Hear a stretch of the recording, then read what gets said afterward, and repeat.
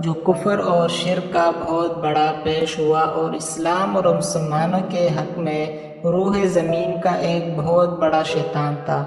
ایک دن اس کو پتہ چلا کہ اس کے کسی غلام نے بتوں کو پوجنے سے انکار کر کے کسی اور کو معبود بنا رکھا ہے، محمد صلی اللہ علیہ وسلم کے خدا کی۔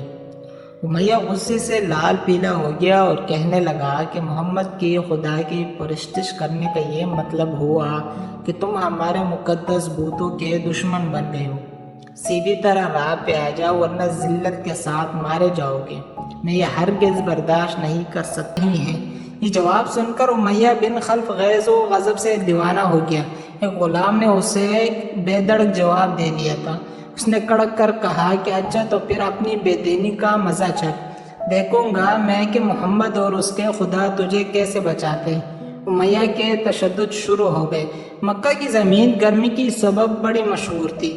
امیہ اپنے غلام کو دوپہر کی تپتپی دھوپ میں زمین پر لٹا کر سینے پر بھاری پتھر رکھ دیتا تھا کہ وہ کروٹ نہ لے سکے، پھر کہتا تھا کہ محمد کے دین سے باز آ جاؤ، لیکن اس ظلم کے باوجود بھی اس غلام کے منہ سے سوائے عہد آخرت میں تیرے کام آئے گا۔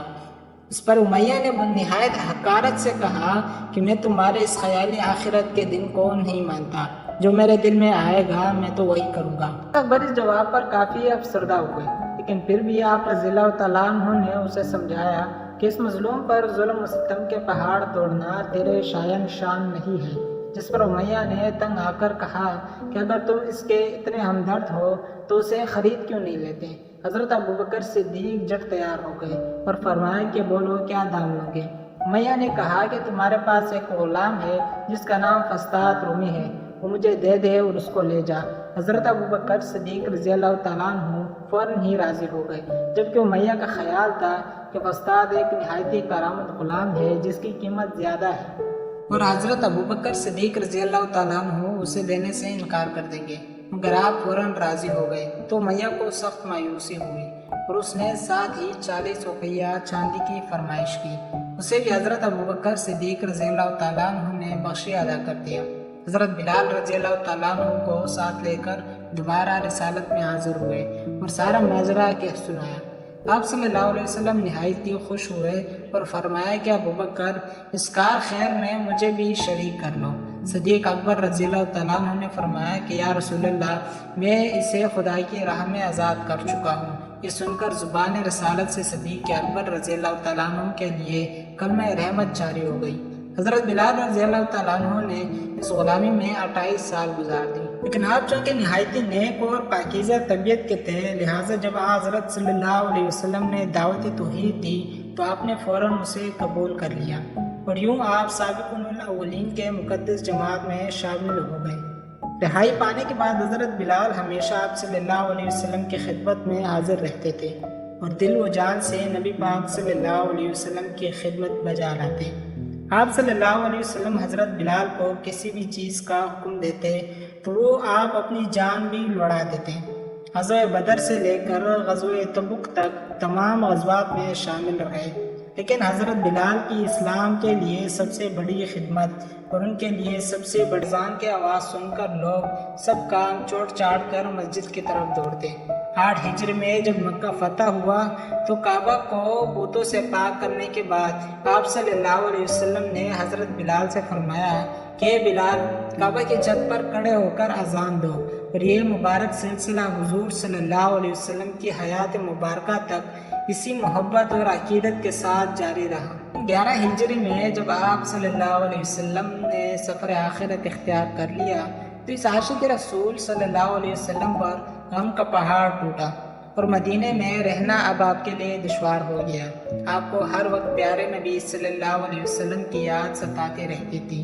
آپ صلی اللہ علیہ وسلم سے آپ نے سنا ہوا تھا کہ مومن کے لیے سب سے افضل عمل جہاد فی سبیل اللہ ہے، لہٰذا آپ رضی اللہ تعالیٰ عنہ خلیفہ اول حضرت ابوبکر صدیق رضی اللہ تعالیٰ عنہ کی خدمت میں حاضر ہوئے اور جہاد پر جانے کی اجازت طلب کی، لیکن حضرت ابوبکر صدیق رضی اللہ تعالیٰ عنہ نے آپ کو خدا کا واسطہ دے کر کہا کہ مجھے اس بڑھاپے میں تنہا چھوڑ کر مت جاؤ، تو حضرت بلال نے اس شرط پر ابوبکر صدیق رضی اللہ تعالیٰ عنہ کی بات مان لی کہ اب وہ رسول اللہ کے بعد کسی کے لیے اذان نہیں دیں گے۔ حضرت ابوبکر صدیق رضی اللہ تعالیٰ عنہ نے ان کی یہ بات مان لی، لیکن آپ کے دور خلافت کے بعد خلیفہ دوم حضرت فاروق اعظم رضی اللہ تعالیٰ عنہ کے دور میں بھی جب بیت المقدس کی تسخیر کے لیے شام جانا پڑا تو وہاں عیسائیوں سے صلح نامہ پانے کے بعد حضرت عمر فاروق رضی اللہ تعالیٰ عنہ نے ایک خطبہ دیا اور حضرت بلال سے درخواست کی کہ آج جب کہ قبلہ اول پر توحید کا پرچم لہرا دیا ہے تو اس باعظمت موقع پر اگر آپ اذان دیں تو ہم آپ کے مشکور رہیں گے۔ حضرت بلال نے یہی اذان دینی شروع کی تو صحابہ کرام کو ایک دن آپ نے خواب میں آپ صلوات والسلام کی زیارت کی۔ آپ ان سے فرما رہے تھے کہ بلال، کیا ابھی وقت نہیں آیا کہ تم ہماری زیارت کے لیے آؤ؟ اس خواب نے آپ کو بہت تڑپا دیا اور آپ بےتاب ہو کر فوراً مدینہ روانہ ہوئے۔ مدینہ پہنچ کر حضرت بلال نے روزہ اقدس پر حاضری دی اور اس درد سے روئے کہ حاضرین بھی اشکار ہو گئے۔